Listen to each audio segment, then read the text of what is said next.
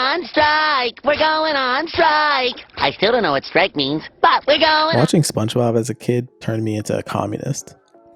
Well, not entirely.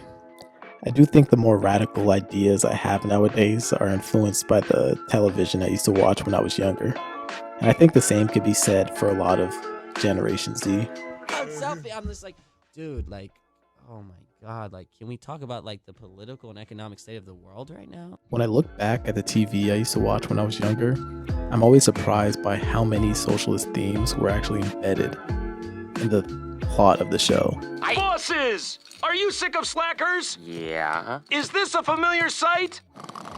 We'll turn this to this. Peeps, get your workers to work harder.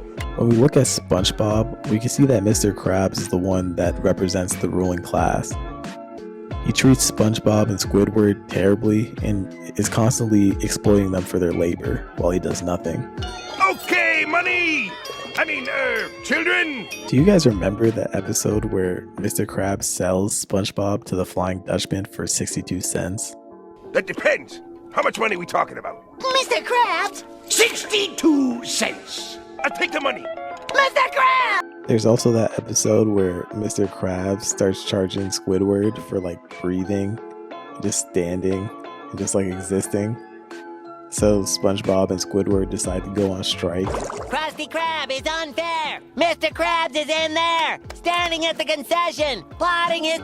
I guess my point is that Mr. Krabs obviously doesn't see his workers as actual people.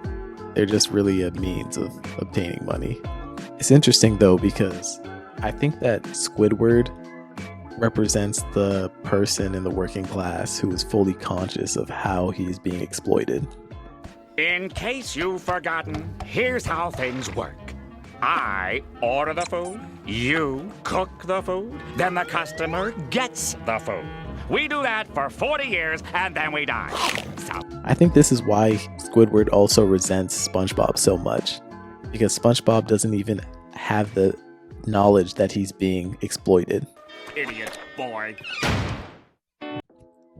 I know this video is mainly about SpongeBob, but I feel like you could see the same themes in other TV shows that I used to watch as a kid.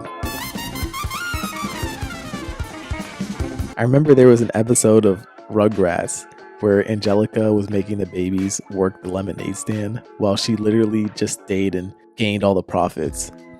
Angelica, are you trying to get out of sharing your monies with the babies? I don't think that's none of your beeswax. Angelica, tell the truth. You're not poor. Well, I mean, poor is a... There was literally an episode of The Proud Family where Penny goes on strike for a higher allowance.